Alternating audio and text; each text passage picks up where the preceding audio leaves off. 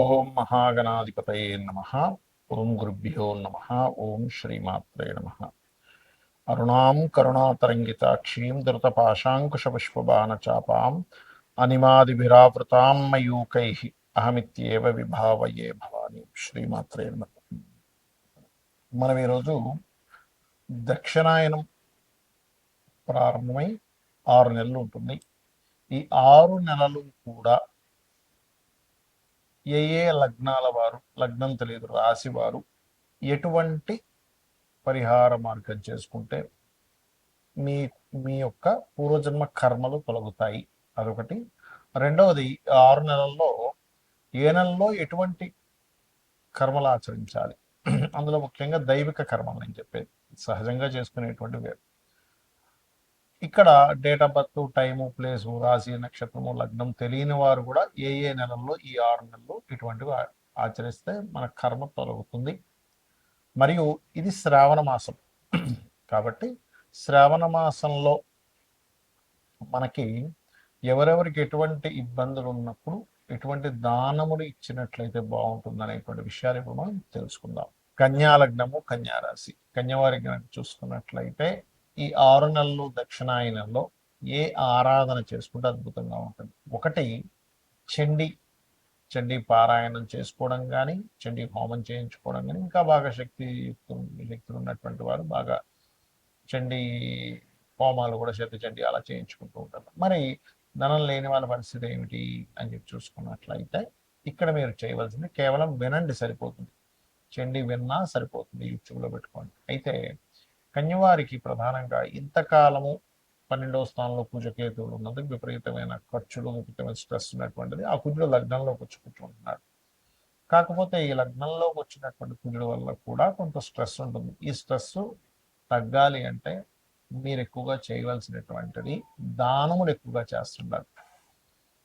నువ్వులు ఎక్కువగా దానం ఇస్తుండాలి. నువ్వులు, మినుములు ఎక్కువగా దానం చేస్తుండాలి, అప్పుడు ఖచ్చితంగా బాగుంటుంది. అలాగే మరొక విషయం ఏంటంటే నువ్వులు, మినుములు, కందులు కూడా ఇవ్వండి. లగ్నంలో కుజుడు కదా కాబట్టి. అయితే ఇది జూలై 28వ తేదీ నుంచి ఒక 45 రోజులు మాత్రమే ఉంటుంది. ఇది 6వ స్థానంలో రాహు ఉంటూ శని ఎప్పుడైతే వక్రించనకు వస్తున్నాడో ఇది కొంతవరకు విదేశాల్లో ఉద్యోగం రావడానికి మరియు కొంత మీరు అనుకున్నది అనుకున్నట్టుగా సాధించడానికి పరాక్రమ యోగాన్ని ఇస్తుంది ఇక్కడ. అదేవిధంగా మరొక విషయం ఏంటంటే ఈ కాంబినేషన్ ఏదైతే ఉందో ప్రత్యేకంగా ఈ యొక్క కన్యాలగ్నం వారికి కొంత స్ట్రెస్ని ఇస్తున్నప్పటికీ మీరు ఎప్పుడైతే వెంకటేశ్వర స్వామి యొక్క ఆరాధన, చండీ పారాయణ వినడం, చదవడం ఇవి చేయడం వల్ల, లేదా దుర్గా హోమాలు చేయించుకోవడం వల్ల ఈ దక్షిణాయనంలో చక్కటి ఫలితాలు వస్తాయి. కాకపోతే ఎవరికి కూడా అప్పులు ఇవ్వడం తీసుకునే విషయంలో కాస్త జాగ్రత్తగా ఉండండి. ఎంతైనా కూడా 6లో 2 పాపగ్రహాలు ఒకవైపు శత్రువుపై జయాన్ని ఇస్తున్నా అప్పు విషయంలో కొంత ఫ్రాడ్ జరిగే ఛాన్సెస్ ఉంటాయి. ముందుగా ఈ రాసుల్లో సూర్య భగవానుడు ఈ ఉత్తరాయణం అంతా కూడా భూమి నుంచి నీరు ఏదైతే ఉంటుందో గ్రహించి నీరు పలానా ఏవేవైతే తీసుకోవాలో తీసుకొని దక్షిణాయనంలో మొత్తం వదులుతాడు. అందుకే మనకి దక్షిణాయనంలో వర్షాలు పడడం జరుగుతుంది. మరి ఆయన అంత పని చేస్తాడుగా, సూర్య భగవానుడే లేకపోతే పరిస్థితి ఏమిటి? అసలు ప్రపంచమే ఉండదు ఇంకక్కడ. అలాంటప్పుడు ఆయనకి కృతజ్ఞతగా 6 నెలల పాటు 6 విధములైనటువంటివి మనం పాటించాలి. మీది ఏ నక్షత్రం అయినా, ఏ లగ్నమైనా, ఏ రాశి అయినా సంబంధం లేదు. మొట్టమొదటిగా మనకి జూలై 14, 15 ఆ తారీఖుల నుంచి ముఖ్యంగా 15, 16 కూడా ఒక్కొక్కసారి సూర్య భగవానుడు మార్పుల వల్ల 15 వేసుకోండి రఫ్గా. జూలై 15 నుంచి ఆగస్టు 15 మధ్యలో సూర్యుడు కర్కాటక రాశిలో ఉన్నప్పుడు ఎంత మీరు సూర్యుడికి అర్ఘ్యం వదిలితే మీ రాశి ఏదైనా, నక్షత్రం ఏదైనా మీకు అంత చక్కటి ఫలితాలు వస్తాయి. అందులో ముఖ్యంగా గండములు తొలగుతాయి, గుర్తుపెట్టుకోండి, సూర్య భగవానుడు చేసేటువంటి ఈ యొక్క ప్రక్రియ వల్ల. మరియు జల సంబంధించిన అదేవిధంగా క్షీర సంబంధించిన దానాలు ఎక్కువగా ఇస్తూ ఉండాలి. ఓకే, లేదా అన్నదానాలు ఎక్కువగా చేస్తూ ఉండాలి.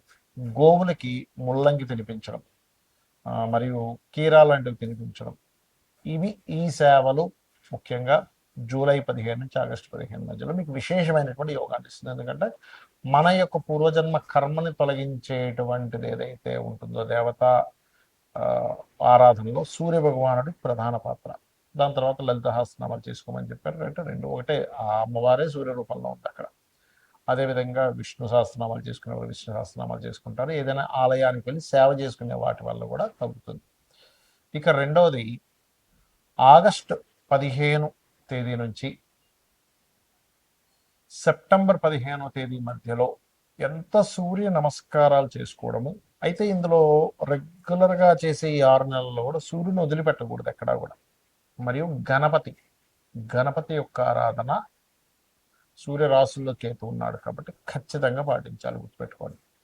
అందులోని ప్రత్యేకంగా ఆగస్టు 15 నుంచి సెప్టెంబర్ 15 మధ్యలో ఎక్కువగా మీరు హోమాది కార్యక్రమాలు, అందులో ముఖ్యంగా సుదర్శన హోమం చేయించుకోవడం చాలా మంచిది. ఇక సెప్టెంబర్ 16వ తేదీ నుంచి అక్టోబర్ 16వ తేదీ మధ్యలో మీరు వీలైనంత మట్టుకు గుర్తుపెట్టుకోండి, దానములు ఇవ్వండి. ఆ దానాలు కూడా మీకు ప్రస్తుతం నడుస్తున్నటువంటి మహాదశ ఏమిటి, అంతర్దశ ఏమిటి, దానికి ఎవరు అంటే ఉదాహరణకి రవి నడుస్తుంది అనుకోండి, రవి మహాదశ అంతర్దశ నడుస్తుంది, గోధుమలు. చంద్రుడైతే బియ్యము, కుజుడైతే కందులు, బుధుడైతే పెసలు, గురువైతే శనగలు, శుక్రుడైతే బొబ్బర్లు అంటే అలసందలు అంటారు, శని అయితే తెల్ల నువ్వులు ఇవ్వచ్చు, లేదా నల్ల నువ్వులు తీసుకునే వాళ్ళంటే ఇవ్వచ్చు. రాహు మహాదశ అంతర్దశ నడుస్తుంది అనుకుంటే మినుములు, కేతు అయితే ఉలవలు దానంగా ఇవ్వాలి. ఇది గుర్తుపెట్టుకోండి. మరి అక్టోబర్ 16వ తేదీ నుంచి నవంబర్ 16వ తేదీ వరకు, 15-16 వరకు చూసుకుంటే గనక ఈ సమయంలో ఎక్కువగా స్తోత్రములు వింటూ ఉండాలట. అంటే లలిత కావచ్చు, ఏదైనా విష్ణు సహస్రనామాలు కావచ్చు, ఏదైనా శ్రవణం ఎక్కువగా చేస్తూ ఉండాలి. పఠనము, శ్రవణము, లేకపోతే శ్రవణం, లేకపోతే సహస్రనామాలు పఠనం చేయడం. ఇవి ఎంత చేస్తే ఈ మాసంలో అంత అద్భుతమైన ఫలితాలు ఉంటాయి. ముఖ్యంగా ఈ మాసంలో చేసే వాటి వల్ల మీ యొక్క కామ్యము నెరవేరుతుంది, గుర్తుపెట్టుకోండి. దీనికంటే ముందు నెలలో చేసిన దానివల్ల రోగ నివారణ అంటే రోగం తగ్గుతుంది, అప్పులు తగ్గుతాయి. దానికంటే ముందు సూర్యుడు కర్కాటక మన సింహరాశిలో ఉన్నప్పుడు, అంటే ఆగస్టు 15 నుంచి సెప్టెంబర్ 15 మధ్యలో చేసినప్పుడు రాజయోగం పడుతుంది అని చెప్తూ ఉంటారు. అలాగే ఇక్కడ మీకు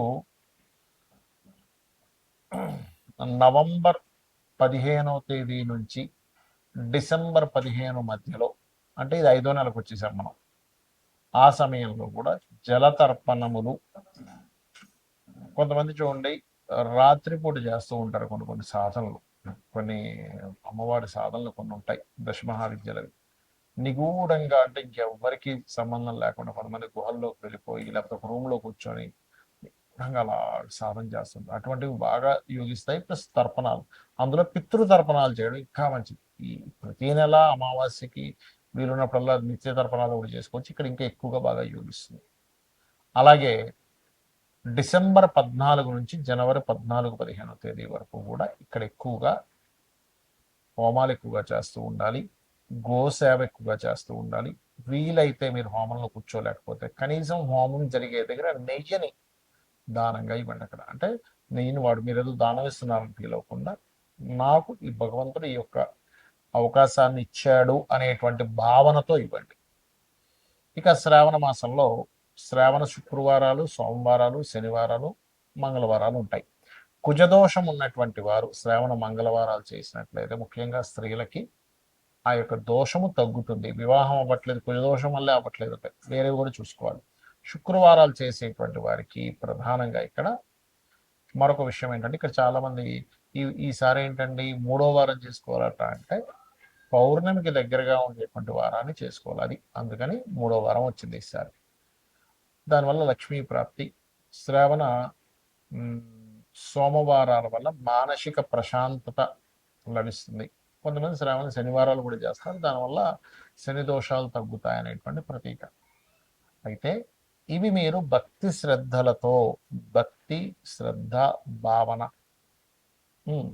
నిరంతరం చేయడం, ఉన్నారనేటువంటి భావనతో చేయడం చాలా ముఖ్యం. చాలా మంది అంటుంటారు, ఏమంటే చాలా పూజలు చేస్తున్నాం, చాలా యజ్ఞాలు చేస్తున్నాం, చాలా హోమాలు చేస్తున్నాం, చాలా దానాలు చేస్తున్నాం, ఏమీ అవ్వట్లేదు, మీరు ఏమీ ఇవ్వట్లేదు, ఏమీ ఇవ్వట్లేదు అని మనసులో ఎప్పుడైతే మననం చేస్తూ ఉంటారో, మననాత్రాయతే ఇది మంత్ర, అంటే మనం ఏదైతే మననం చేస్తామో అది మంత్రంగా పనిచేస్తుంది. కాబట్టి కృతజ్ఞతా భావనతో చేయండి, అన్ని విధాలా బాగుంటుంది. ఆ లలితాంబిక అమ్మవారి యొక్క అనుగ్రహం కూడా మీకు కలగాలని మనస్ఫూర్తి కోరుకుంటూ శ్రీమాత్రేనం.